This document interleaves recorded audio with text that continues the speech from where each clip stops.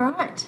Hello and welcome, everyone. I think you've all been successfully let into the room now, so you know who's talking to you. I'm Catherine Liddle. I'm SNAICC's CEO, and if you're familiar with the Central Desert regions, then you'd recognise that last name Liddle as belonging to that country. So I'm on Central Arunta and Bundaringa to be precise, and on my grandfather's side. And on my nana's side, Pradama and Yankunytjatjara. So that's the region that picks up from Rainbow Valley and then sort of runs towards the end of Katajura there. So that's where I'm from. But in locating where I'm from, it's really, really important that I start today by acknowledging all the TOs in all the different rooms and all the different nations that are being represented as part of our webinar today, and in particular, the Boonwurrung mob here, which is Elwood, where I am right now. And I always joke that I think one of the reasons I always feel so welcome in Melbourne is because I think, you know, some of the ancestors must have run away and stolen one of my grandmothers once upon a time. And then someone said to me one day, did it ever occur to you it was the other way around? Your aunties might have run down here and stolen one of our grandmothers. So it might go that way as well. But either way, I know that I always feel very welcome on this country. And certainly it's something that I like to do whenever I travel around the country, is to just pay attention to what the ancestors on anyone's lands might be saying, and look out for the TOs, because it is just such a privilege and a pleasure to not only meet elders, but to acknowledge all our leaders, those past, present and emerging. Anyway, we welcome you all, and we're happy to see you all, and we have a lot of actual special welcomes today. So I'm going to pay attention in particular to SNAICC's chair, our Auntie Muriel Bandlett, and of course all Aboriginal and Torres Strait Islander leaders who are with us today, and that includes the members of the National Family Matters Campaign Leadership Group.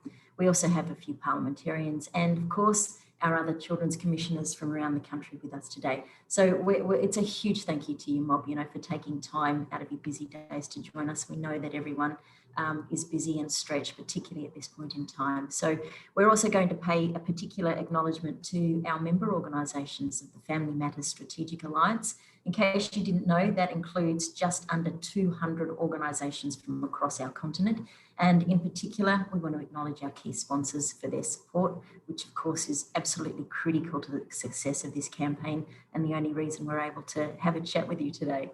We're also going to give special thanks to the carers of Aboriginal and Torres Strait Islander children who have joined us here today, whether your mums, dads, sisters, brothers, aunties, uncles, cousins and carers, and also to Aboriginal and Torres Strait Islander child and family service practitioners. Welcome you, mob. It is just awesome to have you in the room. So we can't say enough about the fact that you've made the time to come and have a chat and have a listen today.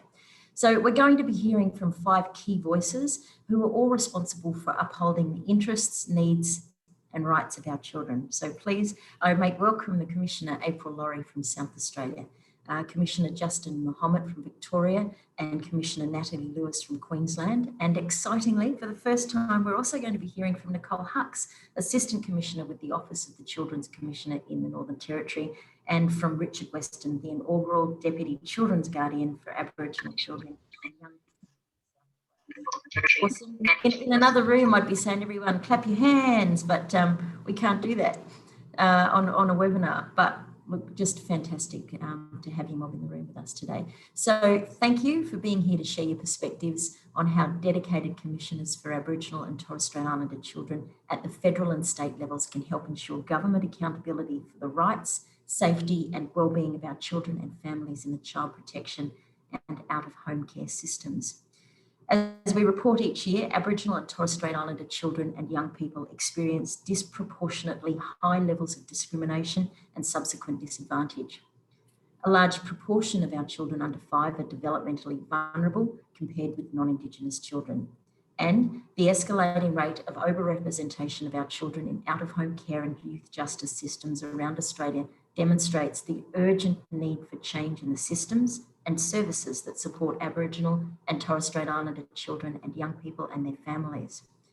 The majority of Aboriginal and Torres Strait Islander children live safely with their families, and we're very lucky for that.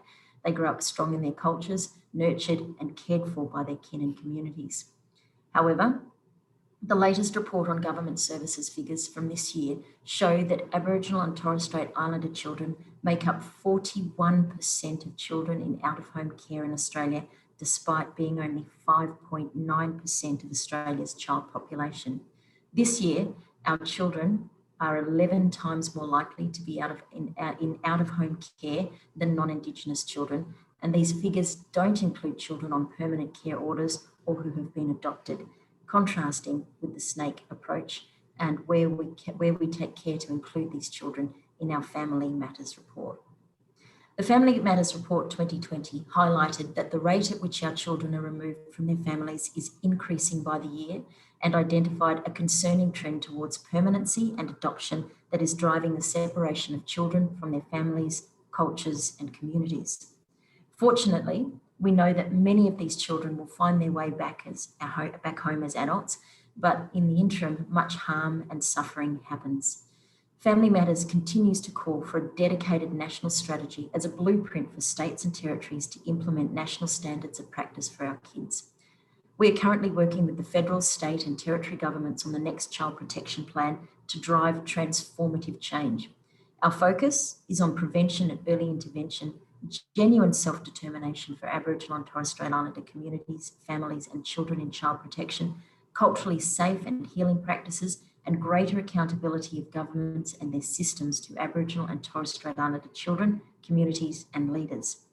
To ensure this happens, we call for a National Commissioner for Aboriginal and Torres Strait Islander children and young people with the power to enable real change and ensure accountability on policy reforms. The establishment of an independent National Commissioner will build on the opportunities and momentum of this new Child Protection Plan, and it will contribute to more effective, consistent, efficient and accountable systems and services for Aboriginal and Torres Strait Islander children and young people. A National Commissioner's Office would be a key mechanism to support and strengthen Closing the Gap initiatives to keep the child protection system accountable to Aboriginal and Torres Strait Islander children, families and communities, and would bring coherence to nationwide efforts to achieve the Closing the Gap child protection target. As a member of the Coalition of Peaks, we have agreed with Australian governments to reduce the overrepresentation of our children in out-of-home care by 45% by 2031. So that's just 10 years and it's a massive target. Now, more than ever, we need a National Commissioner to provide oversight, monitor progress of reforms and shine a light on issues that affect our children who have a right to be heard. Now, it gives me great pleasure to introduce our Family Matters National Co-Chair, Dr. Paul Gray, who will be facilitating our panel discussion today. Paul is a proud Wiradjuri man from New South Wales with extensive experience in the child and family sector. Paul has a doctorate in experimental psychology from Oxford University, where he studied as an inaugural Charlie Perkins Scholar from our homelands and has worked in various positions with the New South Wales Department of Communities and Justice. Prior to working as Executive Leader of Strategy, Policy and Evidence with ABSEC, New South Wales Aboriginal Peak Body for Children, Young People and Families. Paul is now Associate Professor with the Jumbunna Institute for Indigenous Education and Research at the University of Technology, Sydney, where he works in close partnership with Aboriginal communities and organisations to develop and undertake research, policy development and advocacy in the child protection sector. Please join me in welcoming Paul. Over to you. Thank you, Catherine, and for your opening remarks and for your leadership in this space. Joining with Catherine's earlier acknowledgement of country, I just want to acknowledge that I'm calling in today from the lands of the Gadigal people of the Eora Nation, now commonly known as Sydney. And so as a Wiradjuri man, I want to acknowledge and pay respects to the Gadigal people and to those of all the countries across this continent where people are joining us for this important conversation. It's great to be able to host this session alongside Catherine on behalf of the Family Matters Leadership Group. Just a few quick words regarding this event. So first, we are recording this event and it will be uploaded to the Family Matters and to the SNAICC YouTube channels later. We are also live streaming on the Family Matters Facebook page. And so those things, if you have any friends or others who you feel should be on this call and didn't register beforehand, they can jump over there and catch it immediately. We do encourage you to keep your videos on during this event. If you're on a computer or a laptop, you can set your screen to gallery view using the button in the top right-hand corner. You can also add your name and your organization's name or your nation and clan groups to your name by clicking on the 3 dots at the top right-hand side of the screen. We encourage you to use your full names, and if you're representing an organization or a community, please let us know who they are. The chat function will be on through this event, and so you can message our tech support people. Thank you to Zareen and Afsa, who will be helping us out today. If you're having any issues getting settled in or any connection issues throughout, please let them know. Later, I'll also call for any questions for our panel, and so you can write your questions into the chat, and we'll try to get to as many as we can. Finally, if you're on Twitter, please follow the Family Matters. Please follow Family Matters and use the hashtag #OurMobsMatter for the week of action. All of us in this event today are here because we want to see children grow up safe, happy, and nurtured, and knowing that their connections to family and culture are respected, and that they are prioritised in our broader society and in the services and the schools that they'll encounter as they grow up. Accountability of these systems and the outcomes that they achieve for Aboriginal and Torres Strait Islander children remains a key issue, particularly in child protection. Here in New South Wales, the recent Families Culture Review identified public accountability as one of 2 key structural issues, alongside self-determination, that are critical to addressing the disproportionate impact of child protection systems on our children and families. The review showed that too often, key policies and processes developed to safeguard the rights of our kids, like the Aboriginal and Torres Strait Islander Child Placement Principle, are not well understood and are not implemented in practice, and that greater accountability and oversight is sorely needed. Holding governments and services to account for Aboriginal and Torres Strait Islander children is one of 4 building blocks for reform identified by the Family Matters campaign. As Catherine noted, we continue to advocate for the establishment of independent statutory roles that are focused on the interests of our kids, including a National Commissioner for Aboriginal and Torres Strait Islander children and young people. Some jurisdictions have already started down this path, and today we'll be hearing from some of the deadly Aboriginal and Torres Strait Islander people who have been entrusted with these roles. We'll be hearing about the challenges and the opportunities that they've come across through their experience. And I want to, particularly at the outset, thank our panel for making the time today, and I'll go through and introduce them each now. So April Laurie is the Commissioner for Aboriginal Children and Young People in South Australia. In December 2018, April was appointed as the inaugural Commissioner for Aboriginal Children and Young People by the South Australian Government. Commissioner Laurie is a proud Aboriginal woman and heralds from the Mirning and Goggatha people from far west coast of South Australia. She holds a social work degree, which led her to a range of executive leadership roles in the South Australian Government, including 4 years as the Aboriginal Justice Director in the Attorney General's Department, 10 years as South Australia Health Aboriginal Health Branch Director, and 2.5 years as Director of Aboriginal Education. Over the last 30 years, Commissioner Laurie has contributed to the formation of policy at the state and national level, and excellence in service, innovation and community development in areas of Aboriginal health, education, child and family services, foster care services, justice, and across metropolitan, regional, including rural and remote areas. So thank you, April, for joining us today. Thank you. We're also joined by Commissioner Justin Mohammed, Victorian Commissioner for Aboriginal Children and Young People. Justin is a Gorangarang man from Bundaberg in Queensland and is, as I said, the Commissioner for Aboriginal Children and Young People of Victoria. Justin has worked with Victorian Aboriginal communities for 20 years before moving to Canberra to take on national positions as chairperson of the National Aboriginal Community Controlled Health Organisation and Chief Executive Officer of Reconciliation Australia. Prior to this move to Canberra, Justin held positions in the Shepparton region as the inaugural Director of the Academy of Sport, Health and Education, CEO and later Chairperson of Rumballara Aboriginal Cooperative Limited. He chaired the Victorian Aboriginal Community Controlled Health Organisation and chaired the Hume Regional Aboriginal Justice Advisory Council.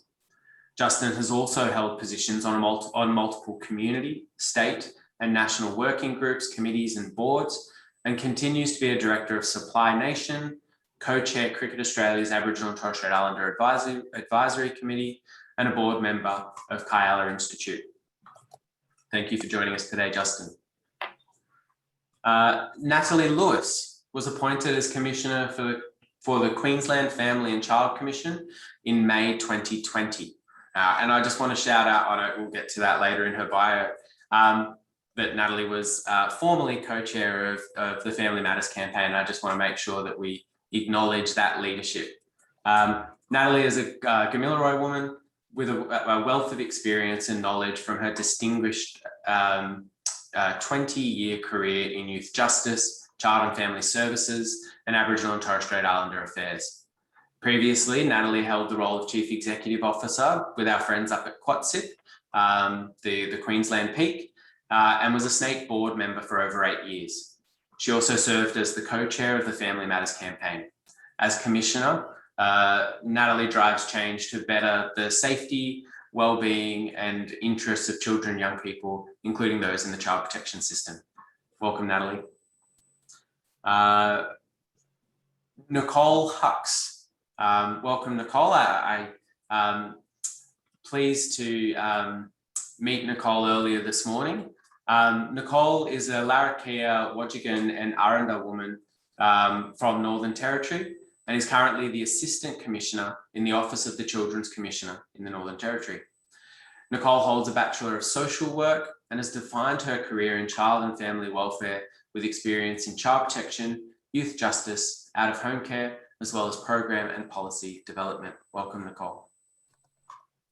And finally, Richard Weston is a Merriam man and the first Deputy Children's Guardian for Aboriginal children and young people in New South Wales, bringing more than 25 years of experience in Aboriginal and Torres Strait Islander affairs to the role.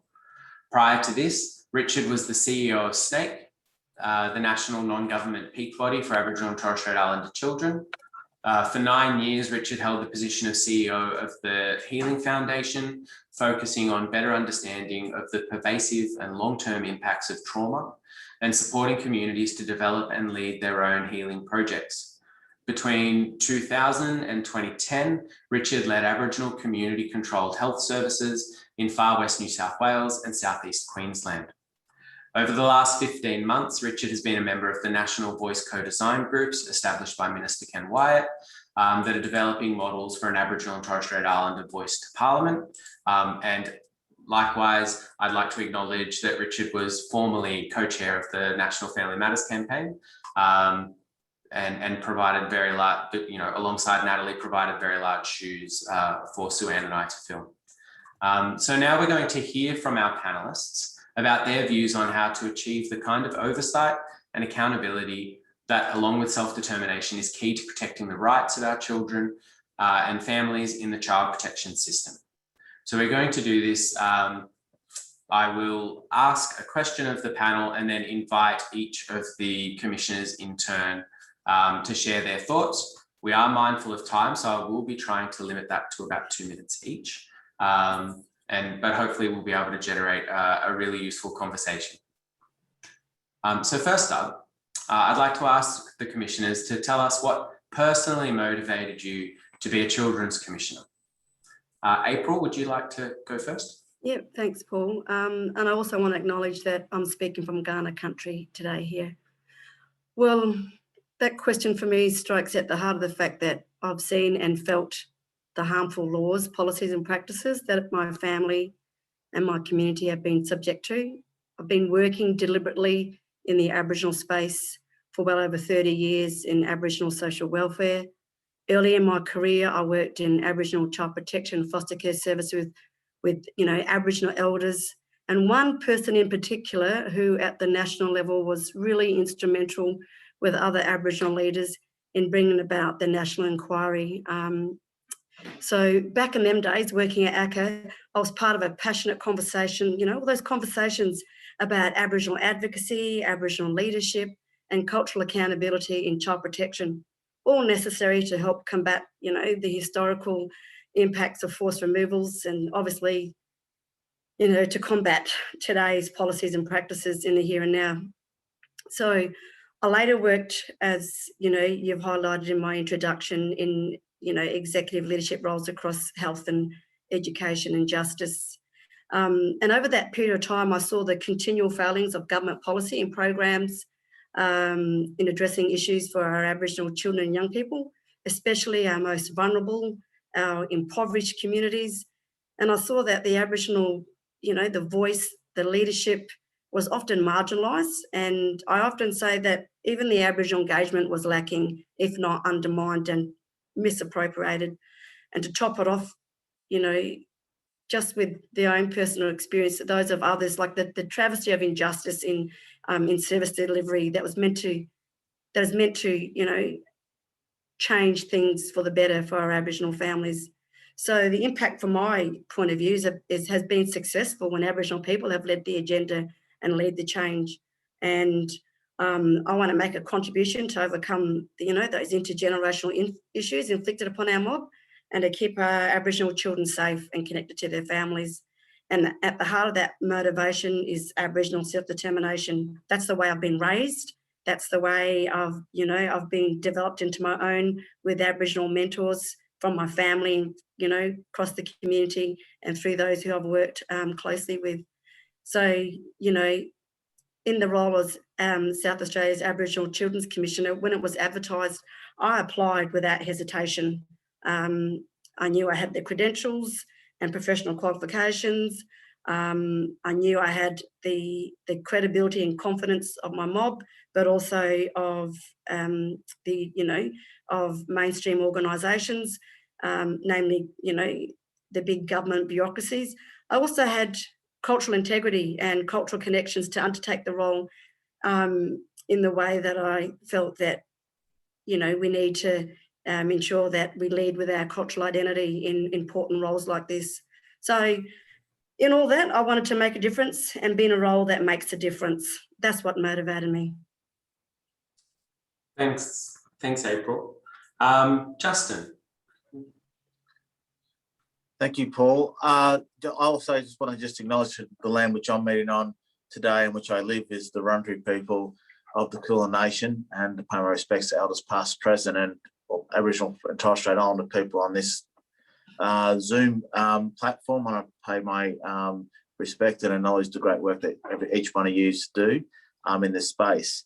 As kind of mentioned in my intro, I've had a number of different positions, but my very first role that I had as a young fella at about 20 years of age, was 20, was a youth justice worker, which was employed by the community, based in the community, and was really around looking at young people that were fronting court, but going into their homes to get a fuller picture about what was happening behind the scenes. And I found back then, a number of years ago, that the issues at home affected and brought them in contact with justice, and some of them obviously weren't even living at home. They were living in residential centres or part of the child protection system.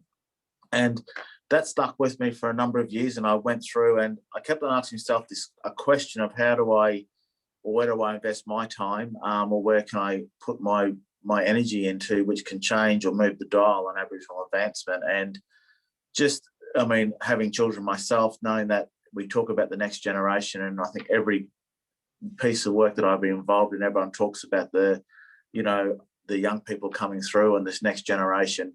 But knowing that the statistics tells us a different answer, it gave us a different answer about how many of our young people are in these systems that are, removed from parents, removed away from country, and how can we really advance at the speed that we need to without having our young people in that position to be able to do that in a very solid way. So when this role came up, and also living in Victoria previously, I knew how strong this Victorian Aboriginal community was, and knowing the inaugural Commissioner, Andrew Jacomos, speaking to him, knowing that this role was able to do something, or has the potential to do something together with the rest of the community in trying to break this cycle. And that really just got me motivated, and understanding that we have got a responsibility, and that's where I wanted to make sure that I gave was, you know, in a place that can make them hopefully have an impact to prepare the next generation that's coming through, but not prepare them individually, but make sure the systems, and for whatever reason they may be in some of these situations that they're in, if it's justice or in child protection, that they get the best services that they you know, are warranted. And following that, the decision why I wanted to do this role and put my hand up to be considered for this role in Victoria, in line with everything else Victoria is doing around self-determination and treaty and a whole range of other areas, ensuring that our most vulnerable young people can share that and be a part of that, and enjoy those, hopefully the aspirations that we meet here in this state, that they'll all be able to enjoy and participate with that. Thanks for that, Justin. Natalie, can I ask you what personally motivated you to want to be a Children's Commissioner? Thanks, Paul. Can I just acknowledge the Yagara people on whose country I'm working today. I also, just looking through those pictures, I just need to give a shout out to my old Quatsip family. I see there's some new faces on there and some old ones. I've clearly got attachment issues, but I hope that you're all well. I guess my first grown-up job was working in the Deaths in Custody Monitoring Unit after the Royal Commission into Aboriginal Deaths in Custody. And I think in working and operating in that space around advocacy for Aboriginal and Torres Strait Islander people's rights, you know, you see these successive inquiries and reports, and, you know, the stellar, work of the Family Matters campaign, and the absence of public accountability, the amount of unfinished business. I think for me, that's probably the thing that drove me, in the direction of a Children's Commission. I think that, in this particular commission, as you know, I think we're going to get to sort of the establishment and stuff a little bit later on. But the reality is, I could sit on the sidelines and throw some rocks and complain about the lack of transparency and accountability, or I could, take advantage of an opportunity to do something about it. And I can certainly say that in the upcoming legislative reviews in the Queensland context for the Commission, there will be an unapologetic focus on Aboriginal and Torres Strait Islander children's rights, and we will be doing everything we can to bring into that space of public accountability measures that matter in the rights with regard to the rights of Aboriginal and Torres Strait Islander children. That's what I'm passionate about, and that's what's brought me here and will keep me here until the job's done. Thank you, Natalie. Nicole. Thanks, Paul. I'm here in Darwin on Larrakia country, on my grandfather's country. I guess firstly, I made a very conscious and a cautious decision to become a social worker from the outset. I say cautious as I was very aware of the role that social work and social workers have played historically in the enforcement of policy and legislation that saw Aboriginal children removed from families, communities and culture. I know firsthand the impact that removal of Aboriginal children has had on our mobs. My grandmother, my nana, she's a member of the stolen generation. She was removed as a young girl from Santa Teresa in Central Australia. She was significantly dislocated by being sent to the Tiwi Islands, the furthest point north, I guess that you could put it. So she was taken from the desert and placed on saltwater country. So needless to say, the culture shock for her was real. So before I enrolled in Bachelor of Social Work, I sat down with my nana and I explained to her why I wanted to be a social worker. I told her I wanted to make a difference. I wanted to make sure that other Aboriginal children were not taken from their families like she was just because she was Aboriginal. I was a little bit naive back then, so forgive me. Anyway, my nana was supportive of me becoming a social worker, and today she's one of my biggest supporters. She's also one of my biggest critics, and she rightly needs to be sometimes. And I guess alongside my two daughters, she's my biggest inspiration to continue in this role. Unlike other jurisdictions, I think this role, the Assistant Children's Commissioner with the Office of the Children's Commissioner here in the Territory, it's kind of been a new reinvigorated role, but I'll talk to that later on. So I kind of progressed through my career doing the case work, case management. Then I made another conscious decision to go into policy and program development, because I thought I'm not making the difference that I want to make at the practice level. And so how am I going to do this? So I jumped ship, went to policy and practice, did that for some years, ended up working at SNAICC once upon a time, living and working in Melbourne, and then kind of fell into a couple of management positions doing research, evaluation, heading up Aboriginal policy unit within our Child Protection Department up here, and then ultimately falling into this position. So, yeah. Thanks, Nicole. And that sense of caution as we move into social work, as someone trained as a psychologist, is something I can definitely identify with. And finally, Richard. Thanks, Paul. I'm zooming in from Wiradjuri country in the Riverina in New South Wales today.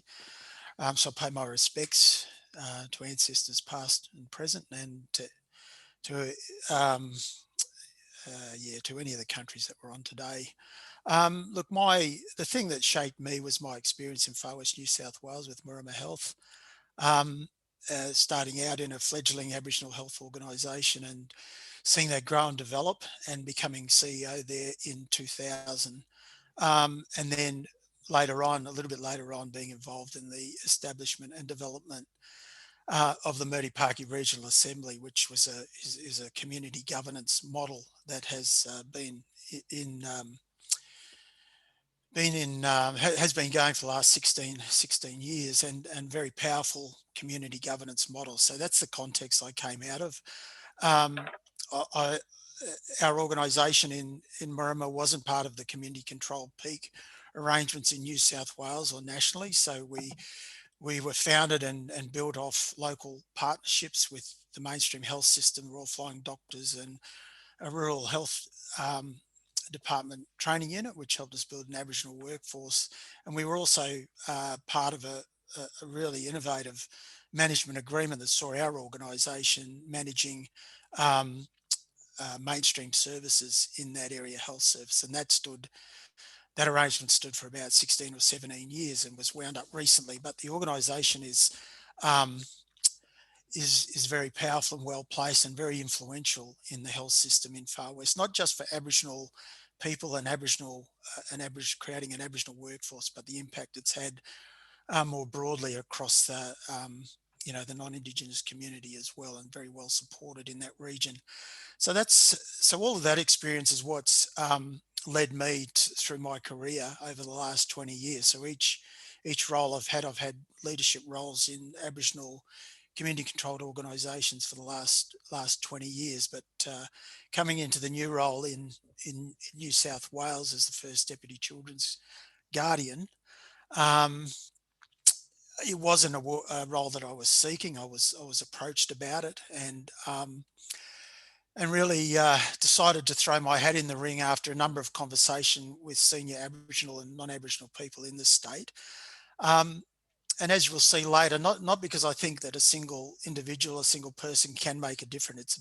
For me, it's always been about what contribution I can make as it interacts with other contributions that are being made. So I've always seen my role in Aboriginal and Torres Strait Islander affairs as part of a journey of Aboriginal and Torres Strait Islander people over the last 60,000 years. The last 230 odd years, we've been really trying to clean up the mess caused by colonisation and reclaim our identity, preserve our culture, really grow our own self-determination and our place in a contemporary Australia. And that's how I see any role that I've had. I'm part of an ongoing story. And I've had the really good fortune of working in really good organisations and with many good Aboriginal people, non-Aboriginal people, people who are leaders in their own right. My most recent experience coming out of SNAICC was, one of the richest experience, even though it was for only 15 months. Really great organisation, and I can, just listening to Nicole there, we've all been tarred by the snake brush a little bit. But I think I have an opportunity to play a role in a very challenging space and in a very challenging jurisdiction with regards to children in the out-of-home care system. So I'm really looking forward to this conversation, and thank Family Matters for the invite to participate today. Thanks, Richard. And I think everyone in that touched on the idea of making a contribution as part of a broader push to make a difference or move the dial, intervene in the intergenerational cycles that continue to affect our kids. So I suppose the next thing I wanted to just drill down a little bit on is just if you could each briefly, elevator pitch, explain your role and when it was created, its responsibilities and powers and other key features of your roles. And Justin, we might start with you. Okay, thank you. Well, the Commission for Children and Young People in Victoria, this role as the Commission for Aboriginal Children and Young People was first created in 2013. And as I mentioned, the inaugural commissioner then was Andrew Jacomos, and he was in the role for about 4 years, just over 4 years. And I came on board on 2018. So it's a 5-year appointment. It's a legislatively supported, and it's also signed off by the governor. So it's something which has ability to be around. And by the time I finish my term, will be 10 continuous years. And I think about my days in the in Aboriginal community control, anything that could be funded for 10 years is a very good step forward. And this will continue well past that. The commission here, obviously my role sits beside the principal commissioner for children and young people within the Children and Young People's Commission's office. It is a independent statutory body, and it has a number of responsibilities, and those responsibilities which apart from our legal responsibilities and what we're there to oversee with where we have powers, if we call that a particular word, is over child protection, youth justice, education and health. So quite broad in the sense of different departments and different ministers as well reporting to us secretaries. We have, the Commission has its powers to initiate our own inquiries on sometimes on individual cases or systemic issues which are structures and parts of the different areas that I've just mentioned that we may find that we want to do our own inquiry. We report on events such as these inquiries to Parliament, that it gets tabled in Parliament, which is very powerful. And in particularly, we have a particular interest in most of our energy, I suppose, and the energy for the Commission for Children, Aboriginal Children and Young People. The monitoring of out-of-home care services and youth justice is two of the big areas which we focus on. I work in partnership with the Principal Commissioner. We try to do many things collectively, but I do have the ability to meet with ministers, secretaries, and other government departments individually, and also investigate and move into look at areas where I have concerns with.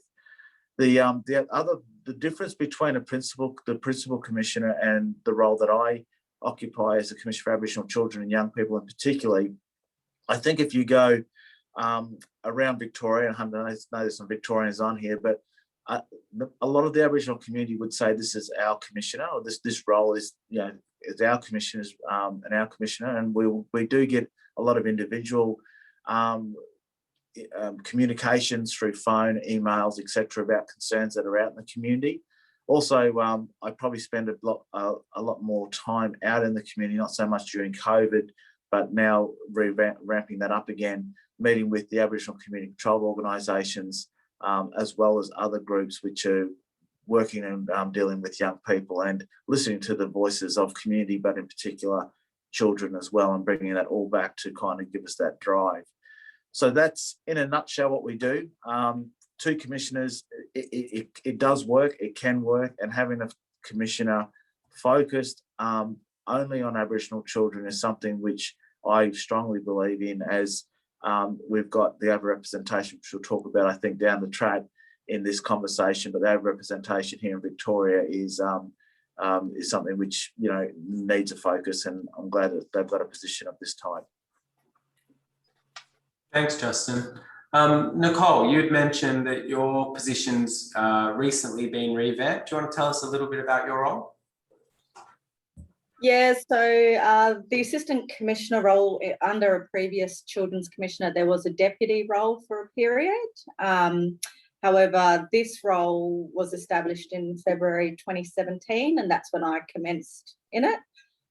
So the Office of the Children's Commissioner is an independent statutory office responsible for advocating for the best interest of what we term vulnerable children in their territory, and that's clearly defined in our legislation, the Children's Commissioners Act.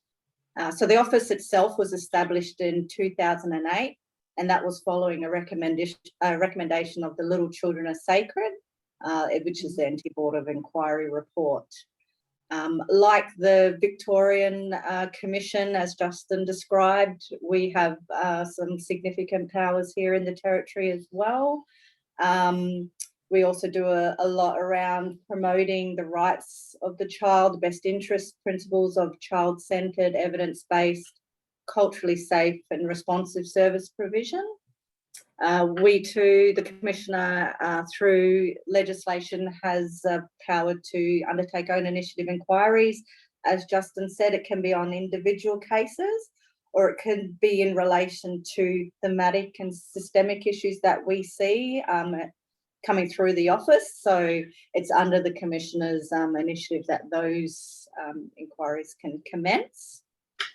In my role particularly as the Assistant Children's Commissioner, I report directly to the Children's Commissioner, and I provide strategic leadership and policy direction and make sure that this office is accountable. I have direct oversight of our complaints and our investigation and our monitoring activities. Here in the territory as well, we monitor places where children and young people are accommodated. So that's youth detention centres, residential care places, bail support accommodation, and our secure care facility. So our staff go into these places and inspect the facilities. And when they're doing that, they're focusing on assessing some critical domains within the facilities and in the programs that are delivered in those facilities to ensure that children's health, education, safety, and also importantly that their cultural needs are being met. So the other thing coming out of our monitoring reports as well, I think that's just pretty critical for our office to have the ability to write some reports around what we see and what we assess within the facilities, and those reports provide us with an opportunity to work with service providers to promote continuous improvement and some innovation in policy and practice and services to vulnerable children. So it's not about going in and assessing and being very critical of what's not happening and what should be happening, but providing those recommendations that work with them towards a quality program.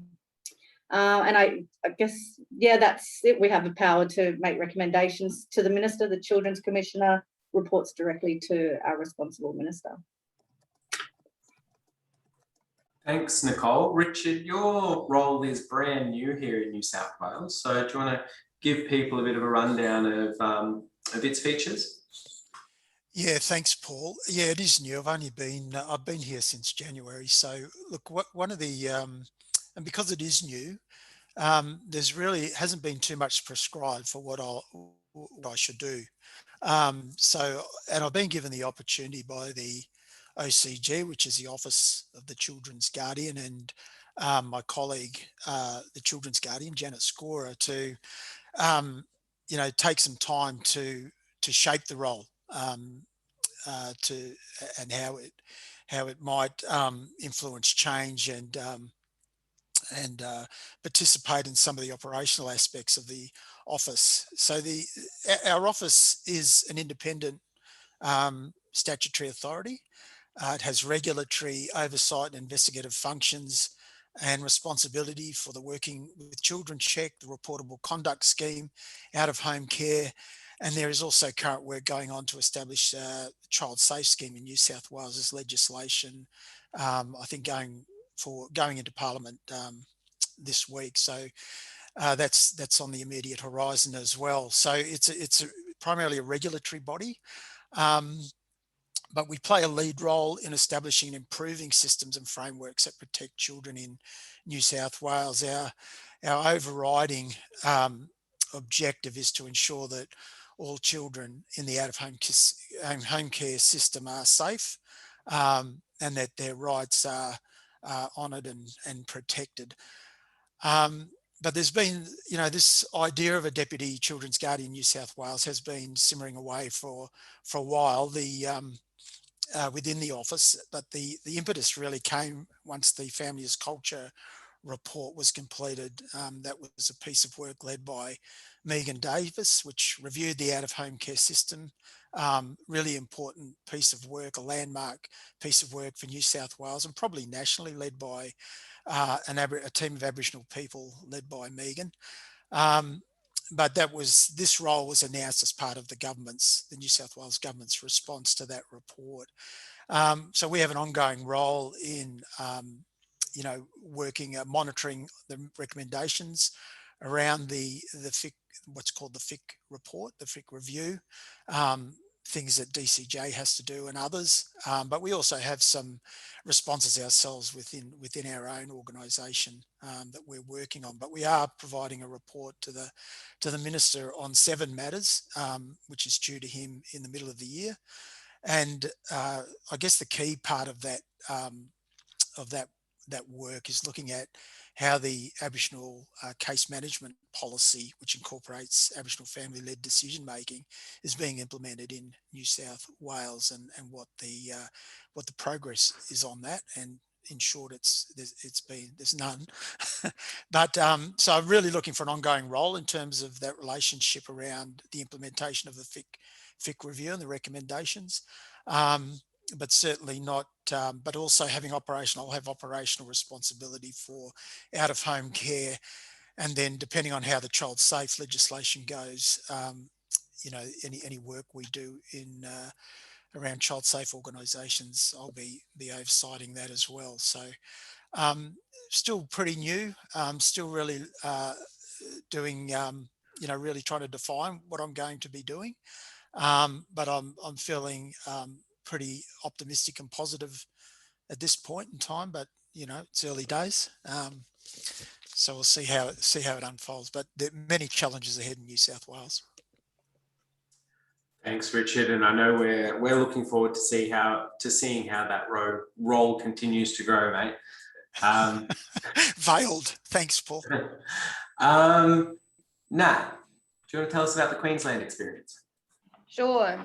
So the QFCC was established in 2014. It's sort of known as a child of Carmody. Part of one of the recommendations from the Carmody Child Protection Commission of Inquiry up here made a recommendation around the establishment. It actually had recommended the establishment of a Child and Family Council. So anyway, as it works its way through the approval process, here we are, it evolved into the Queensland Family and Child Commission. So it's an independent statutory body. We've got oversight around things like the child protection system, sort of a broad mandate around safety, well-being, and more broadly rights of all children in Queensland. But very clearly, because a lot of our reviews and things that we would conduct are actually initiated at the request of a minister or of the Premier in relation to a particular event or crisis, or a particular issue, usually one that comes with a lot of media attention.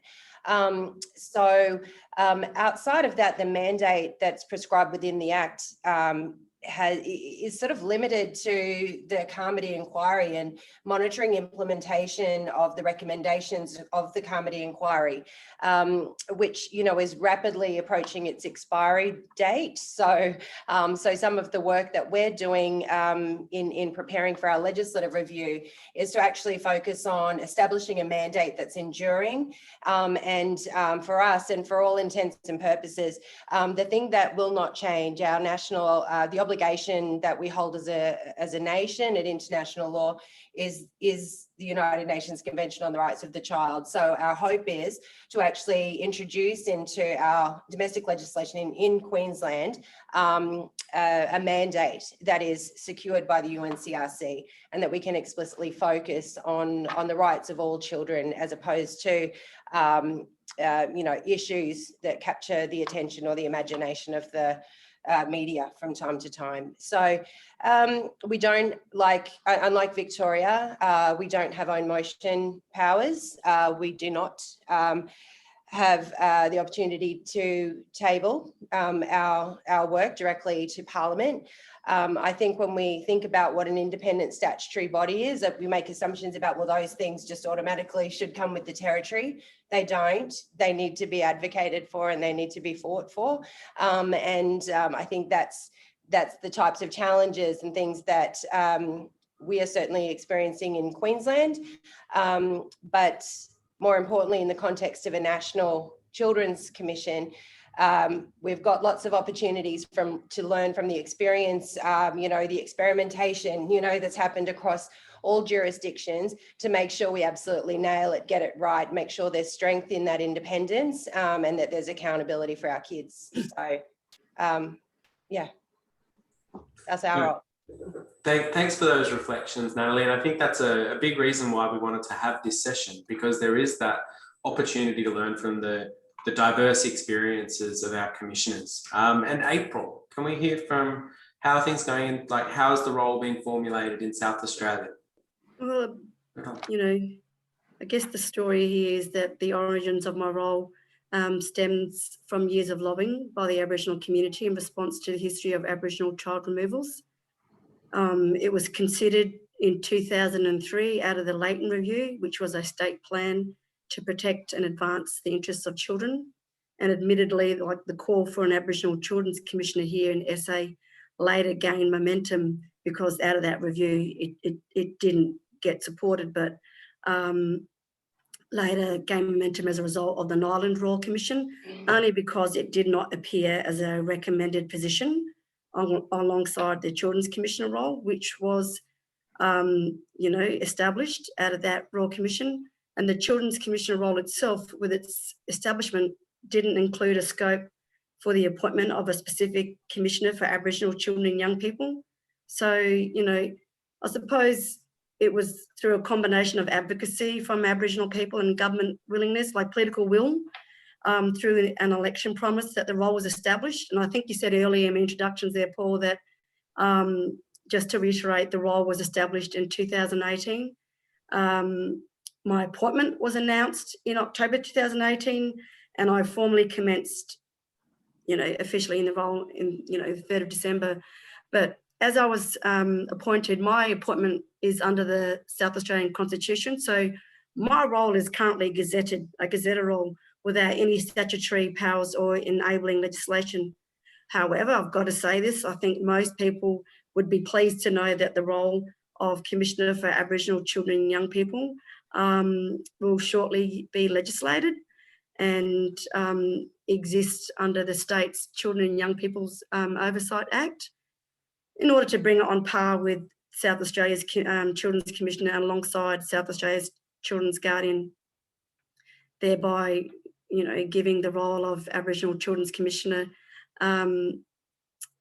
statutory oversight over matters to do with the interests and wellbeing of Aboriginal children and young people.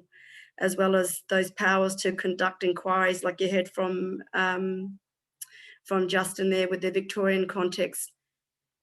Individual complaints are still the responsibility of the Ombudsman, and out-of-home care in SA largely sits with the children and young people's guardian.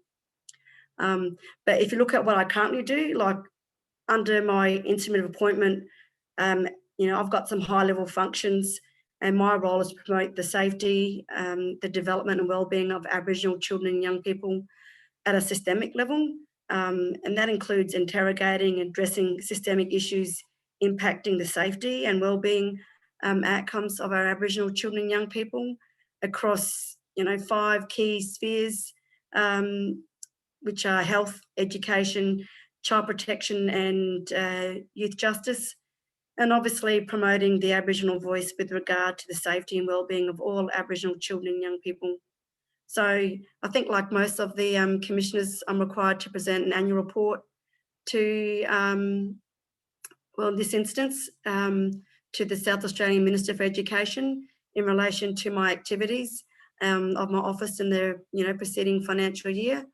Although I'm currently co-located and with the Children's Commissioner, my role and my functions are somewhat independent, and our approaches are different.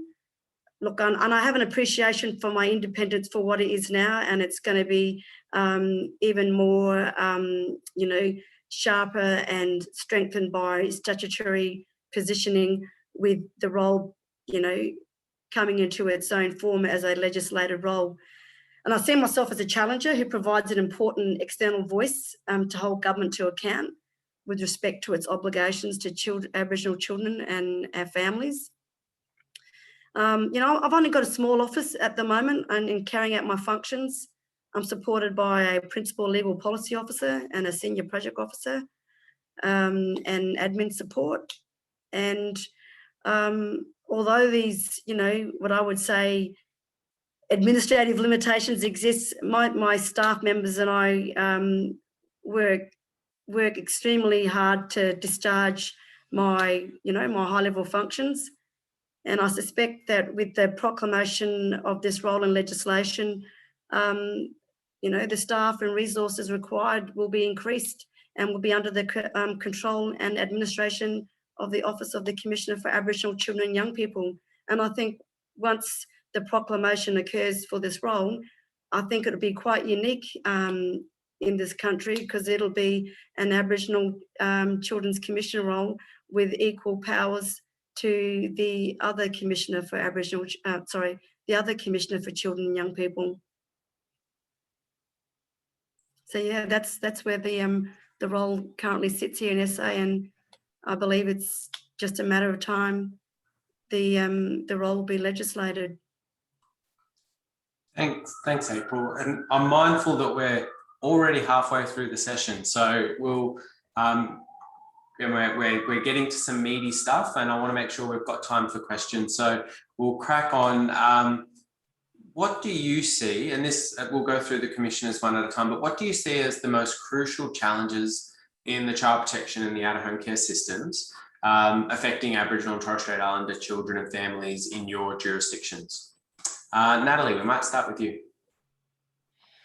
Okay, so I look, the most crucial challenge is the disproportionate representation of our kids at every stage of involvement in the child protection system. I mean, hands down, it's it's a crisis, and it has to be front and center in terms of those issues that we're trying to address. There's some, I guess the other thing is just we need to stop indulging this fantasy that the solutions are going to be found in the tertiary child protection system. So I think that, there's an important aspect around accountability. I think that the introduction or the, appreciation of the child placement principle in its entirety, 5 of those 5 principles, is incredibly important. It kind of is an architecture that represents or restates the, the rights that apply for Aboriginal and Torres Strait Islander children and families. And I think adherence to that and faithful implementation to the standard of active efforts will ensure that our kids that are involved in the system are safe and well and connected. And so I think that we've got probably in Queensland, you know, we're starting to see some progress, not as quickly, you know, as we all would love to see it, but certainly we can do far better on improving the rates of participation of children and their families in the decisions at all points on the continuum. And we also need to reimagine prevention. We need to take it out of that construct of the system and think about it in terms of if we think about prevention only in the context of preventing entry to the child protection system, it's almost like, you know, falling overboard off a cruise ship in these high, you know, high swells, and someone throws you some, you know, floaty from the dollar store. You know, we've really got to think about getting quality supports in and addressing the structural and social inequities that our families experience that increase the vulnerability to those systems. We have to look at homelessness. We have to look at equitable access to those universal services. And until we actually can commit and pursue a rights-based agenda for Aboriginal and Torres Strait Islander children and their families, we're going to continue to see the flow and the failed experiment of thinking that the child protection system is somehow going to remedy that for us. Thanks, Natalie. April. Well, yeah, well said, Natalie. And I guess just to add to that, I'm concerned about government agencies in child protection service delivery failing to adhere to the Aboriginal and Torres Strait Islander child placement principle.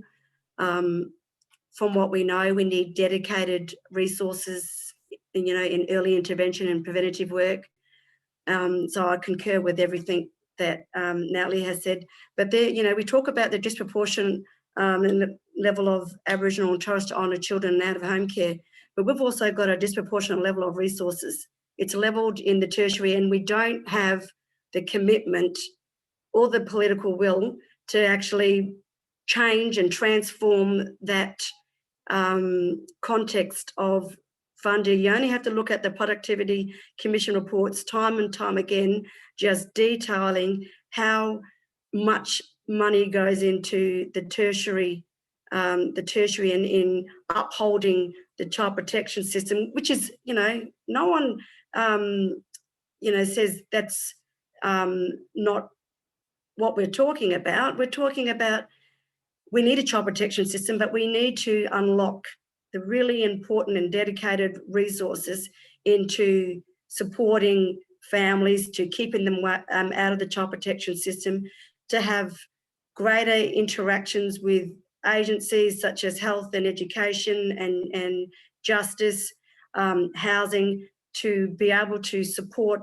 our families, to strengthen our families, which in turn strengthen our children.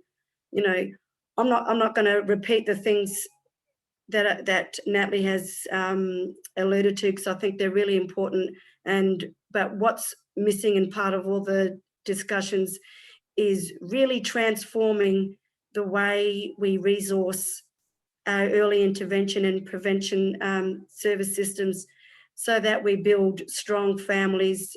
We support our children to remain within the care and safety of their families and the communities. You know, everything goes back to what happens back with the family and keeping our children safe in that regard. Thanks, April. Richard. Yeah, thanks, Paul. Great. Yeah, look, I think concur with Nat about overrepresentation. The numbers in New South Wales, 41.4% of kids in out-of-home care are Aboriginal kids. But we're trying to oversight a system in New South Wales that's just not designed with the needs of Aboriginal children and families in mind. So there's a mismatch between the intent of the system, which is about protection, when really the needs for our children and families is those early supports when families start to become vulnerable, or that they are vulnerable, that wrap around family support kind of system. There's just not enough of that in the child protection approach in New South Wales. It's not to say that it doesn't, it's totally absent, but there's just not enough of it at the moment. And so we're really trying to,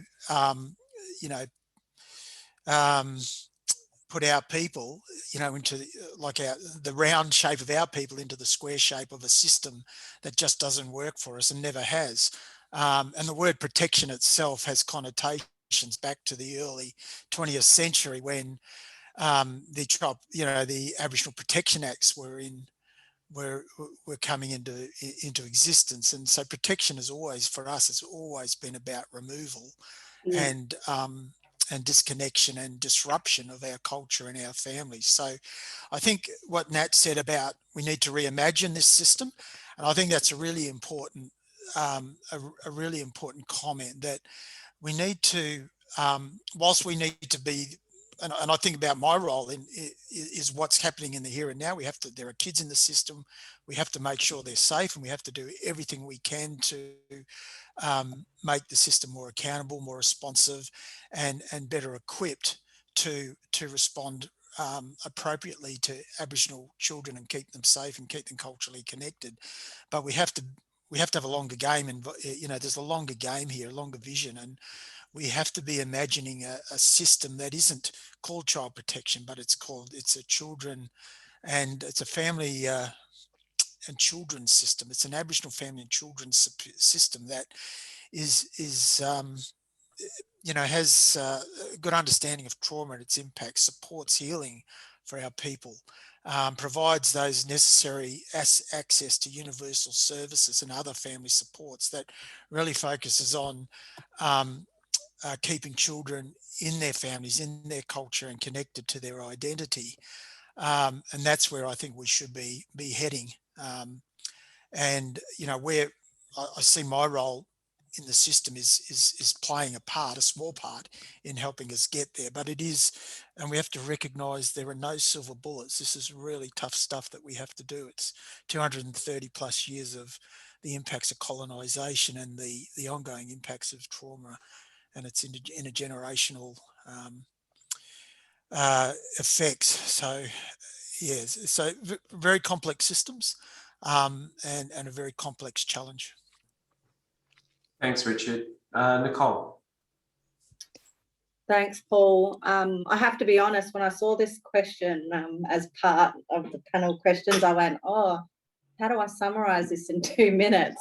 Anyway, I won't go over what everyone else has already suggested and highlighted there, but I guess I just wanted to point to the significant challenges that we face here in the Territory. And I guess that's evidenced by the 2017 Royal Commission into the protection and detention of our kids. The population base here in the Territory, people already know, like we have 26% of the population are our mob, Aboriginal people. 80% of those of our Aboriginal population live in remote and very remote areas.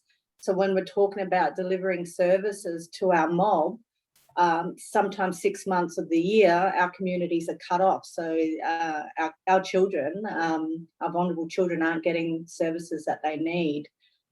The other key thing, as others have pointed out, our out-of-home care system, there's almost 90% of kids in care are Aboriginal. As at 30 June 2020, there was 1,026 kids in care and 913 were Aboriginal kids. So yeah, I think for me, just to touch back on what Richard just mentioned there, one of the greatest challenges for us is to address those underlying issues and the reasons as to why our families and our kids come to the attention of statutory services, whether it be child protection and into out-of-home care and also youth justice. And for me, trauma, I think trauma's probably got to be one of the biggest issues that we are challenged with addressing, because we've got levels of trauma in our communities and amongst our families, and it's so detrimental. The trauma is present. I think people forget that trauma is not a thing of the past, it's present. And I'm 5th generation Aboriginal woman, Larrakia Wodjiganaranna woman. My grandmother, my nana, she's 3rd generation. She's the stolen generation.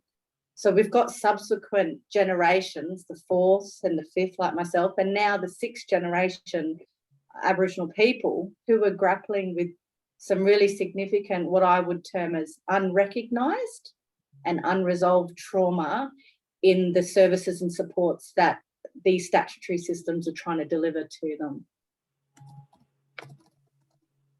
Yep. Thanks, Nicole. Justin. Yeah, thanks. Thanks for that, Paul. And I know that we're over time, so I'm going to try to keep this fairly brief, and acknowledging and agreeing with the previous speakers, what they've touched on. When we talk about what's most the critical challenges, the high rate of contact and overrepresentation, I'll repeat that, the contact that Aboriginal children and families have, and then the overrepresentation in the out-of-home care is something which here in Victoria, which we've got to address. We're the second highest rate on ratio across Australia about a number of our children in out-of-home care. Just a statistic to kind of show you that though my people might say Victoria, we are very, I would say that we're progressive in a number of areas. And, you know, there's a number of things we could be very proud of, but this is one area it is a area which we can't be proud about. From the Australian Institute of Health and Welfare report in 2019, it said as many as 45% of Aboriginal children under 1 year of age in Victoria are receiving child protection services. That's nearly half of our young people before they turn 1 have already had some contact. So this is the next point, is how do we increase investment into prevention of preventive services and intervention services where we can get in before child protection and before young people, children and young people are removed from their parents and their families and from their country. So that the increased investment in prevention. The other area, point 3, that I've kind of tried to highlight is how does self-determination, how is it embraced, supported, and action across all areas of child protection and out-of-home care? There's many questions and another whole probably talk speech you can kind of talk about with that, but how does the system, how does the government and all the services that are out there, how does it embrace, support, and action self-determination? And the last one I've got here is addressing institutional racism and the culturally unsafe practices that still exist in the system and in this state, and I'm sure in other states. And by addressing it in a very constructive but meaningful way where we can obviously address a system which was built on institutional racism and race-based of removing children, and confront culturally unsafe practices and make sure they are no longer part of any part of the system where our children may need care. And I'll leave with this, is that I think a critical part is how the broader community, but in this case, the child protection departments, which are empowered to have oversight and provide children with a safe environment. But how do those departments, how do those people who work there, our politicians and the general community, how do they value Aboriginal parenting? How do they value Aboriginal families and culture? Do they see it as strength, or do they see they've got to step in and fix? And I think that's part of a critical area. We've got a challenge that we've got ahead of us of ensuring that Aboriginal parenting is seen as a strengths-based, not as something which needs to be fixed and stepped in because the contact of our young people at very early ages, I've just mentioned those statistics, sets a pattern which is very hard to break. Yeah, thanks, Justin. I think that's a really important point about how we value parents and families and communities and the protective nature of culture. And I was going to ask about how we address some of these challenges, but I think many of you have already kind of suggested solutions in your answers. But I did want to drill down on one thing, which was many of you mentioned the need to reimagine child protection. So what are the levers for doing so? And I'm going to try to limit you to 1 minute if I may. But what are the levers for doing so? And is it a matter of step-by-step improvements, or are we more talking a complete overhaul of child protection systems?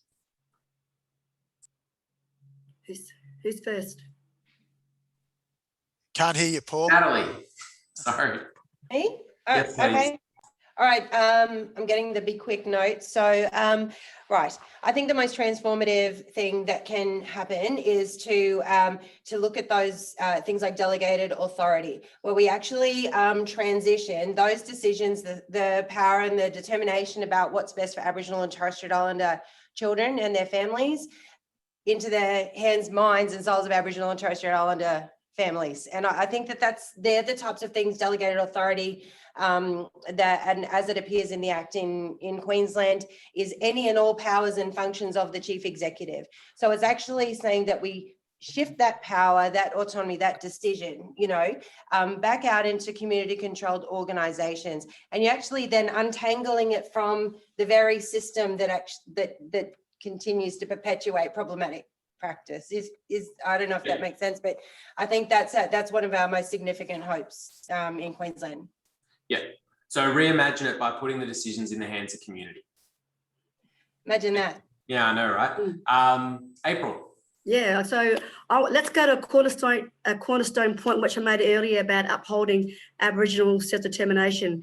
If we have the debate about a complete overhaul, then the conversations and solutions need to include a new Aboriginal service system, which involve a suite of initiatives, which above all is an Aboriginal community-controlled child protection system that includes a piece of legislation dedicated explicitly to Aboriginal and Torres Strait Islander children and young people, a dedicated Aboriginal and Torres Strait Islander child safety strategy, including standards and Aboriginal governance and proper resourcing around the implementation of the legislation and strategy. And, what we've been talking about, the call for a national Aboriginal and Torres Strait Islander children and young people's commissioner. The solutions are within us as Aboriginal people, preserving the cultural identity of our Aboriginal children and young people and keeping them safe come from Aboriginal people, and not necessarily government, which, we've been looking at this as the way forward, and we've got to stop seeing that government needs to be doing this when we know we can do this ourselves. We've seen it in other sectors, we've seen it internationally in other First Nations countries, where developing an Aboriginal community controlled service system with its own legislation drives the outcomes. So I'm on about Aboriginal people taking control in its fullest sense in embracing the Aboriginal self-determination is the way forward. And we know that to be true. I'm not speaking, something that's revolutionary here. It's being talked about. We need to do it. Thanks, April. Richard. Yeah, thanks, Paul. Look, the thing I learned out in Murray-Parky region about the community governance and the establishment of the regional assembly out there was really profound and powerful for me. Is the communities made a decision, 16 communities made a decision they were going to pursue regional autonomy, okay? Now, they didn't ask anyone's permission to do that. They didn't go and ask a bureaucrat or a minister or the government. They just made that decision and decided that this is what we're going to do. And they established the regional assembly as a step towards that objective, that aspiration. And again, they didn't incorporate it, so it doesn't hold funding. And one of the reasons they didn't do that is so the government couldn't get rid of it. But they didn't seek permission to do what is basically their own cultural business. They come together in a cultural way. There's a really good approach to way issues and problems are talked about and resolved through a consensus approach, I think, a very culturally powerful way.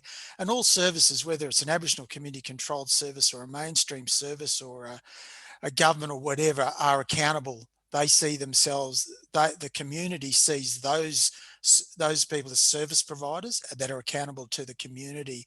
And so I think, in terms of getting a solution around overrepresentation of our children is this idea that our communities have to be empowered, enabled and supported to step up and take, take that leadership role within their own families, but within communities and at the local and regional level.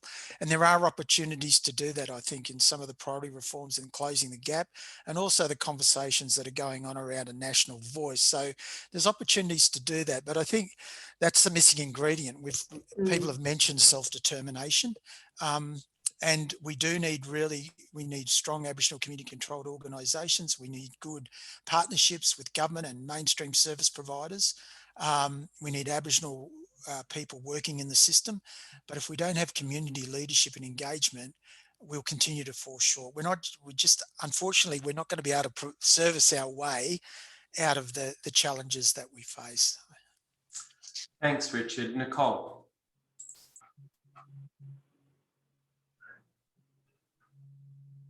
Unmuting myself might help. Yeah, I guess just from the territory, just from my perspective, I'm just thinking about our Aboriginal service sector. We have a very limited Aboriginal service sector here in the territory. It's majority health-based. That's been the priority of successive governments here. So I guess to address the challenges, my thoughts were around, a bit of a step-by-step to enable the development or the establishment and development of ACOs, Aboriginal Community Controlled Organisations, in this child and family welfare space, to talk more broadly. For those Aboriginal specific organisations to deliver the support and healing programs, as I mentioned earlier about the underlying trauma, and to make those programs universally available to our children and families, not just at the tertiary end, as others have discussed earlier. It's about making those ACOs having the capacity to deliver services on the full spectrum, from primary intervention through to tertiary intervention. And for us in the territory, that's going to take some time. We don't want to just kind of set organisations up to fail. So I think it's a bit of a step-by-step.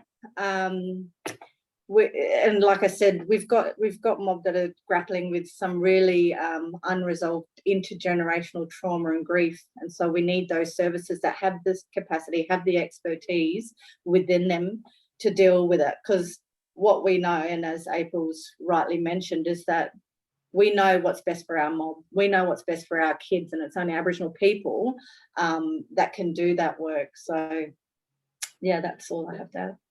Thanks, Nicole. Justin? Yeah, all points once again, lucky last to support.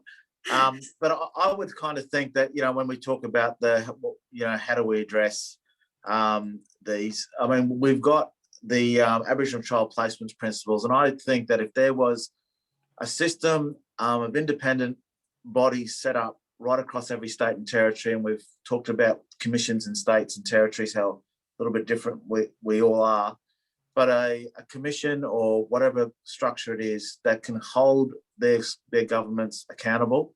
And that's why I don't want to jump to the next question, but having the child placement principles, the implementation of all the 5 elements to be fully implemented and people be held to account.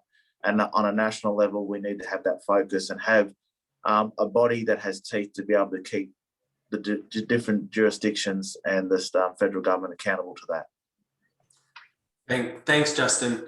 And look, there's just one more question for the panel, but I will again invite you to be quite quick. I'm sorry, because there are some great questions in the chat and also some great comments in the chat. So I want people to take a look and engage with those. And thank you to those adding in that space. So finally, what are your thoughts about a national Aboriginal Children's Commissioner role, and how would it best work? What does it need to be effective? April, we'll start with you. Yeah, look, I think, it has my support. There's no question about it.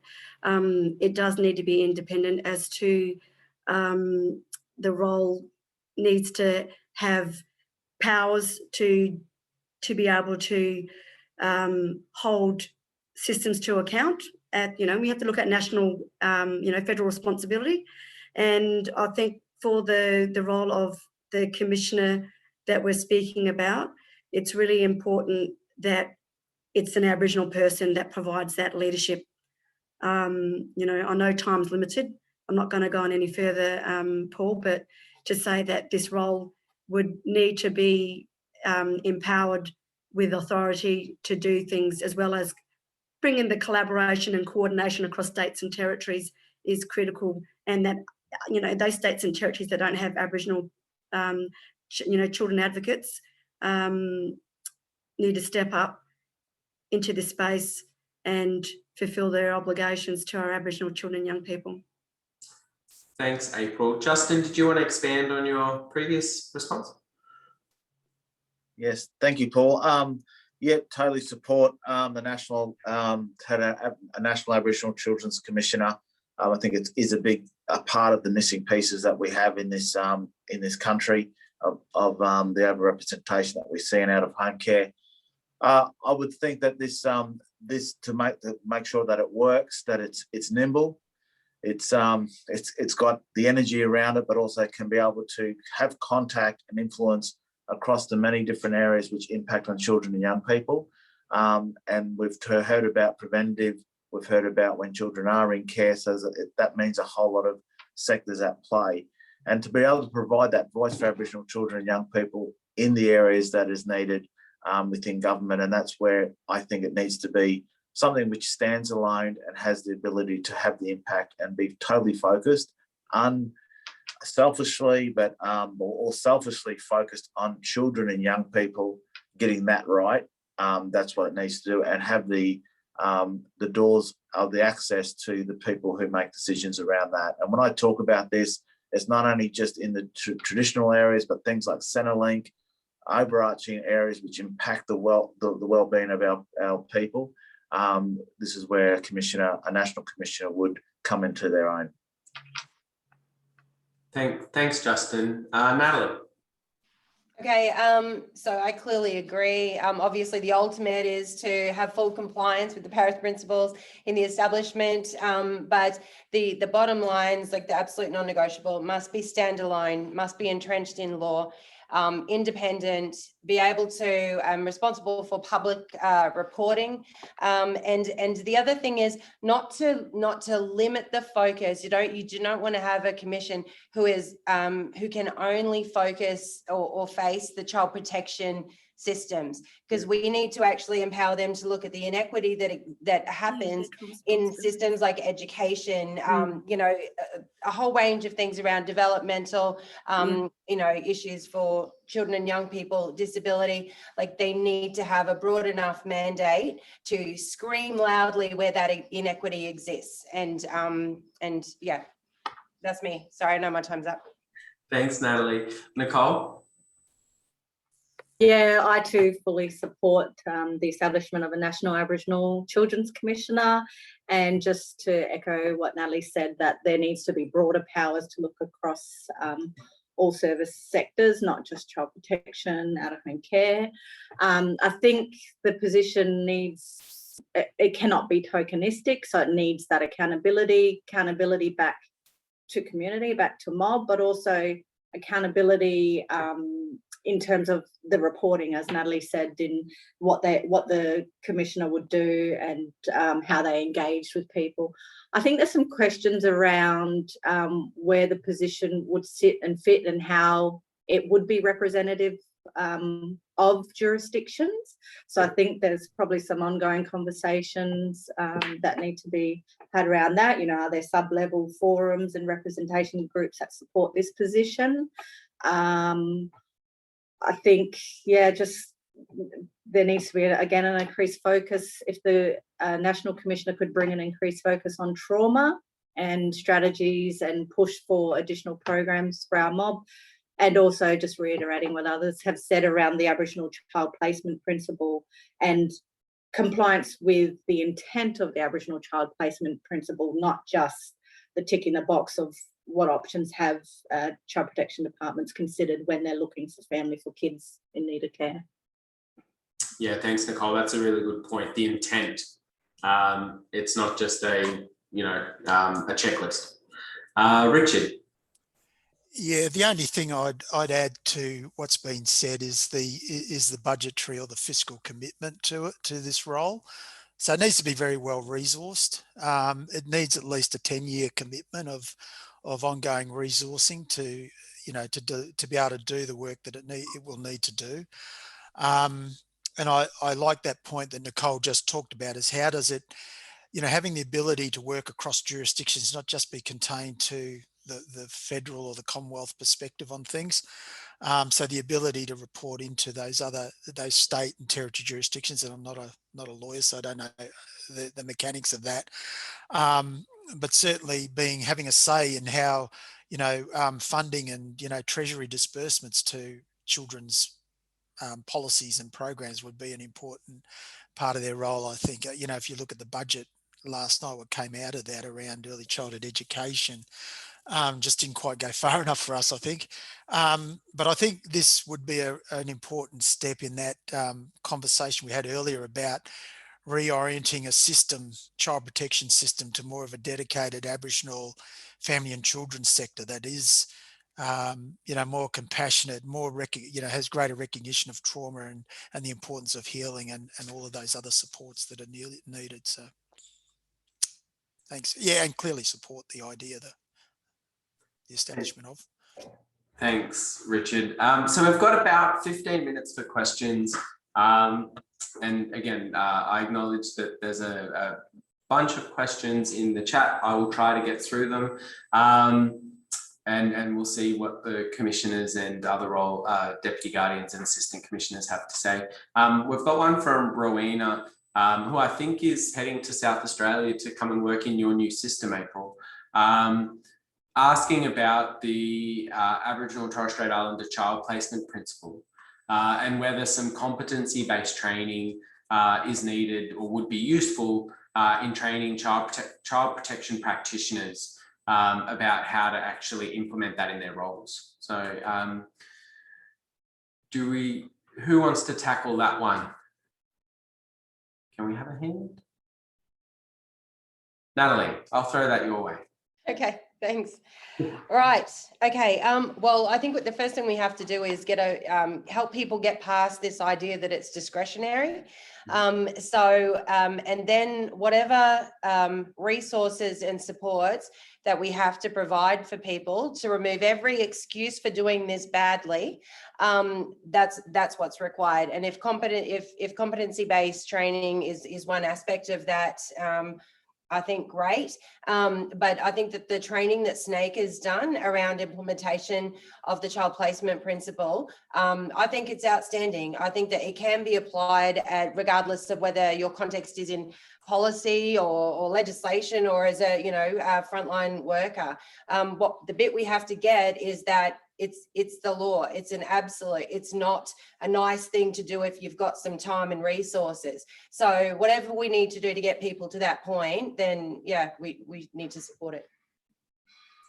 Thanks, Natalie. Richard, Natalie mentioned the training at SNAICC, which I know was part of the work that you'd been part of when you were the CEO of SNAICC. So I wondered if you wanted to offer some reflections on how that training went. Sue-Ann Hunter, but yeah, look, the trainings, look, as Natalie said, the resources and the training that SNAICC provides and offers is very effective, and it is well regarded. That's always the feedback I had, but I think, as Natalie said, the child placement principle isn't an optional extra. This has to become part of core business and the way that work is done when children are in the child protection system. And I think in New South Wales there are, it's in legislation, and same with the Aboriginal case management policy. But it's just that these things, and there's many other things that just the FIC review showed that they just haven't been enacted. Different organisations have dropped the ball on what their legislative obligations are. So, but certainly for practitioners, non-Aboriginal and Aboriginal alike, a real good grounding in the child placement principles is important. And SNAICC's a good place to start. There's no need to reinvent the wheel. And really emphasises the need for those oversight and accountability processes, Richard. To, as you say, they're in acts. They're just not. No, they just haven't happened, and whether that's by design or by laziness or whatever it is, those are the things that we have to. I think. Oh well, you know how I see my role is really trying to encourage and compel those things to be enacted and implemented. Thanks, Richard. John Hall Spence from our good friends at PIAC has asked what commissioners feel work well or not so well when trying to advocate for changes to ministers and departments. Justin, your role's been established for quite a while. What are you finding works well in making sure that recommendations get taken up? I think that there's here in Victoria, I know that there's been, when our inquiries are tabled, there's a lot of conversation prior to that and trying to, obviously we all live and work in an area.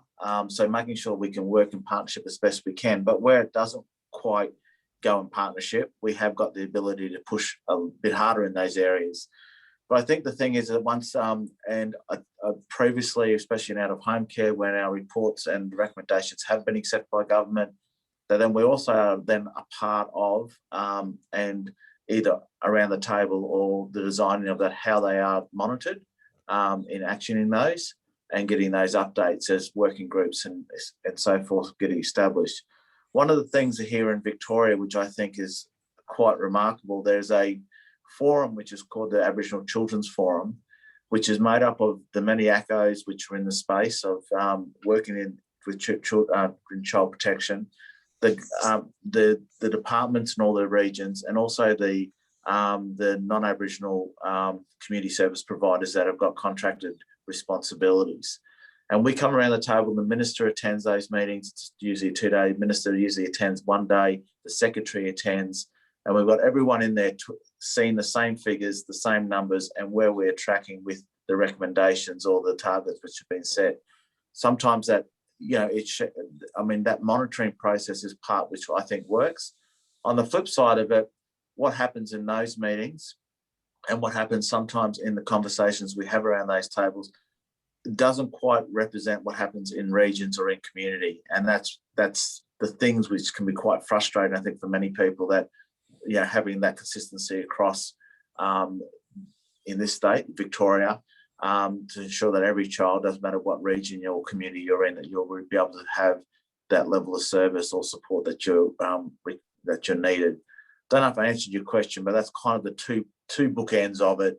Is one is that you have to have the influence and be a part of how you not only just put up the recommendations, but how you monitor those and have a really good basis to be able to be constructive criticisms around it with all the stakeholders in the room, which that's the Children's Forum, which I spoke about. But getting the consistency on the ground in every region and every community is the piece which sometimes breaks down. Thanks, Justin. Nicole, I wonder if you have some thoughts on how best your role can be used, or what's most effective in influencing government change. Yeah, just as Justin was talking, I was thinking what we do here in the Territory, and I guess for us, my vested interest is in evidence base, and that we have an evidence base to support the decisions that we make, the programs we establish and deliver, and the policies that we get up. So in anything we do and we write, we make sure that there's an evidence base that supports the recommendations and advice that we provide back through to government and to ministers. The other key thing for us, which is critical for us, is that the voice and the perspectives of children and young people themselves are included in the work that we do, that we're not just sitting back here in our offices in our armchairs talking about what we think is the best interest for, say, a kid in residential care. We talk to children and young people that are in residential care to get their perspective on that. And we have a whole comms team who have a strategic consultation program that they work to. Thanks, Nicole. April, you'd mentioned that your role had been around since sort of 2018, but positioned in a rather interesting way. How have you found it most effective at influencing systems change? Well, yeah, and whilst certainly having powers would certainly help, but in the absence of powers, and I guess it's really about what Nicole just said about bringing the voices of Aboriginal children and young people, their families and communities to the fore, along with the evidence base, is really crucial. But being part of, I guess, decision-making platforms, that you're part of a process that can influence, it's about your leadership that you bring to the table, the level of influence that you have, along with the evidence base, to be able to call out the systemic issues, because you just don't say that these things occur. You back that up with the evidence and the stories that come from our children and young people and from our families of that evidence. And whilst it is about addressing the systemic issues, it's really holding the systems to account, raising the issues, providing that sustained advocacy on those matters. It is difficult when you don't have powers. So you have to conjure up all the relationships and connections and your ability to influence and bring people along on a journey to see that greater need for change and reform. And I'd like to think that whilst I'm waiting here patiently for powers to be placed within this role, that there are some things that I've been able to bring to the table that include the voices of our Aboriginal children and young people and their families. And it's only, I've been in the role, it'll be December, 3 years. COVID's been a major interruption, but I've been able to get out to communities and hear from our Aboriginal children and young people. I've spoken to over 1,000 Aboriginal children and young people, over 1,000 Aboriginal community members about the things that matter to them, to be able to set that in a plan and address them as priorities, and to be able to address that with government on the things that are affecting the outcomes of our Aboriginal children and young people. The data is there and it tells you where the issues are, but it's about the solutions coming from our Aboriginal community. Yeah. Thanks, April. Richard, I know your role's quite new, but you've been an effective voice in this area for a long time. What's your reflection on effective ways to advocate for change? Look, I think one of the things that leadership has to do, and we have to be strategic. So really important to understand the political environment and the context. So, the Victorian environment, is very progressive, and there's some really interesting things happening there around treaty and in the child protection space for sure, and same in Queensland. But I think they're different political environments. New South Wales is governed by a Conservative government and a very popular leader.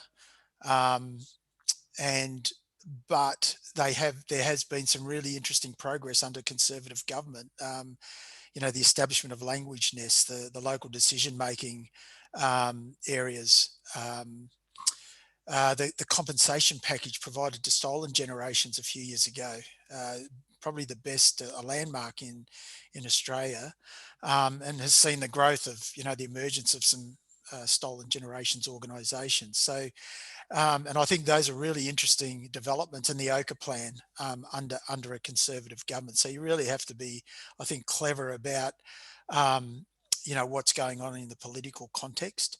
And strategize, and you have to look with ministers. They like good news stories, and they like to be seen to be to be able to take credit for things. So that's an unfortunate part of the system, but I've seen, we have some of the best evidence in Aboriginal affairs about what works and what can make a difference, and we certainly have a lot of evidence about what doesn't work.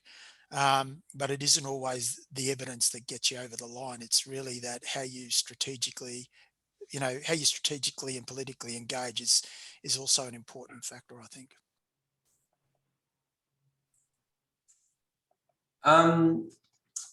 Sorry, I'm just trying to keep up with all the questions. And yes, we are taking questions. If you would like to put them in the chat, we're happy to do so. Natalie, did you want to talk about your experience advocating for change with government?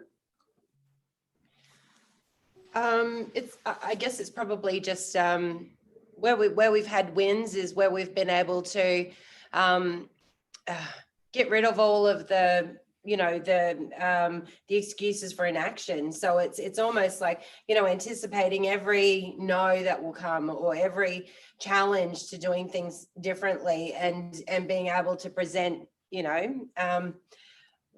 something different, I guess. I just want to make, if I can, one quick comment about the evidence base. And that is something that we need to pay attention to and that we need to invest in, because typically the places, the evidence base is sort of mystical evidence base that things are drawn from, does not feature us very often in terms of, as innovators or authors or, but there are plenty of Aboriginal and Torres Strait Islander people in their communities, in our universities, in academia, in positions, across the country that are leading, that are innovating. So we actually need to encourage the interest and the partnership from those research institutes that governments listen to start to build an evidence base which is for us and by us, so that when we are putting those arguments and positions to government, they are actually substantiated by what works from our perspectives, because we've developed it, we've trialed it, and we've seen the difference that it makes in the lives of our kids. So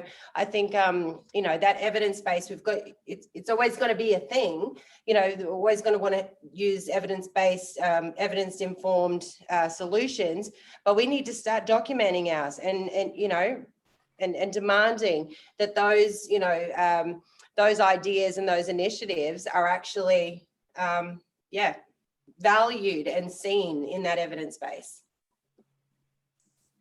Thanks, Natalie. And I think that's certainly a really great point about how we build evidence that reflects the perspectives and the aspirations of our communities to go alongside the system and practice reforms that are needed. I want to acknowledge the great comments that have been put in the chat and the questions in the chat. We will be obviously going through those and where there are directed questions to individual commissioners, we'll be passing those on. We just didn't want to get into the minutiae of individual jurisdictions in this conversation because time has been so tight.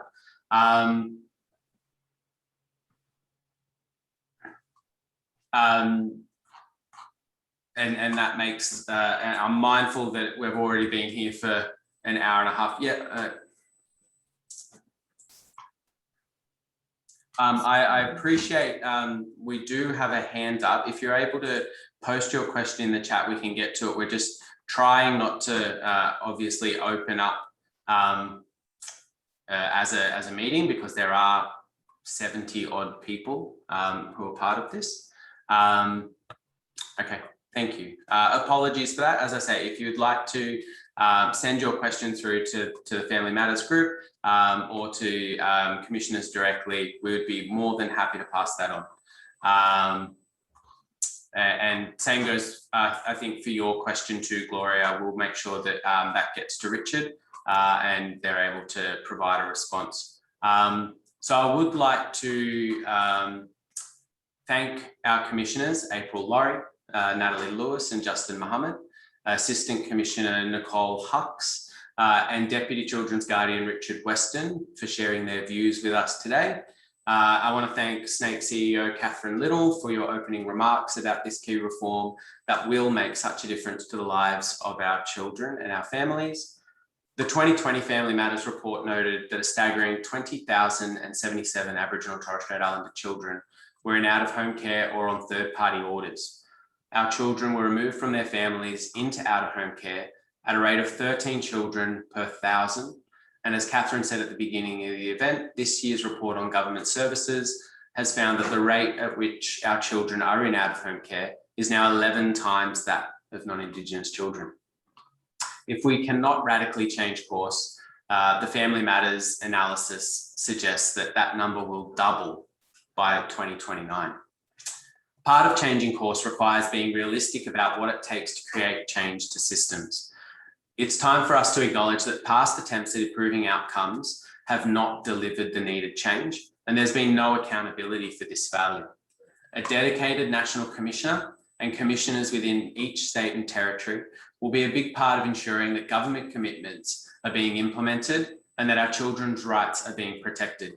We've had no end of reports and reviews. It's time to get to the business of actually making the change that's needed. We've heard from our commissioners today about how important those roles are and the opportunity that they have in terms of making a real difference for Aboriginal children and families and for communities. So to close, I would like to invite all of you to sign on to the call by SNAICC and the Family Matters campaign for the Commonwealth Government to create a National Commissioner role for Aboriginal and Torres Strait Islander children. You can find SNAICC's position paper on the Family Matters website at familymatters.org.au/who's with us. I think that link is going to be posted rather than me reading it out and having everyone quickly type it down. We're calling for the role to be established by legislation. We've heard about how important that is to ensure independence and autonomy from government, and importantly, that it's adequately resourced to do the job. We want the role to be filled by an identified Aboriginal and Torres Strait Islander person with appropriate qualifications, knowledge and experience, and have a clear mandate to promote accountability and drive systems change to better meet the needs of our kids and families. Currently, we have more than 160 organisations who have signed our call for a National Aboriginal and Torres Strait Islander Children's Commissioner. If you would like to join that number as an organisation, we'll send that link up, that sign-up link out to all of the attendees later with a link to today's recording. Finally, I'd like to thank each and every one of you for joining us today. I'd like to acknowledge my fellow Family Matters Leadership Group members. And if you follow the link that will be posted, you can read more about the Family Matters campaign and the National Leadership Group. And a special thanks to my National Co-Chair, Sue-Ann Hunter, who's joined us today. Please remember to visit the Family Matters website and sign up for the campaign if you haven't already done so. We look forward to seeing you during this week at our other events. Tomorrow, we're hosting the first Family Matters Forum on ways to connect Aboriginal and Torres Strait Islander children to culture. And on Friday, we're tackling the issue, one of the issues I think that Justin raised, of the disproportionate removal of Aboriginal and Torres Strait Islander infants, particularly those under 1. So last year, 1 in 5 of all Aboriginal children removed into out-of-home care were under the age of 1. So on Friday, we'll be tackling that issue and hearing from experts about some of the solutions that can be put into place in that space. You can register for those events online at the Family Matters website, and you can also hear from some really incredible voices on Twitter by following the Family Matters, getting onto that hashtag, and also jumping over to Indigenous X handle, which is currently being hosted by members of our campaign. Once again, thank you very much for your attention today, and we look forward to seeing you later in the week. Thank you.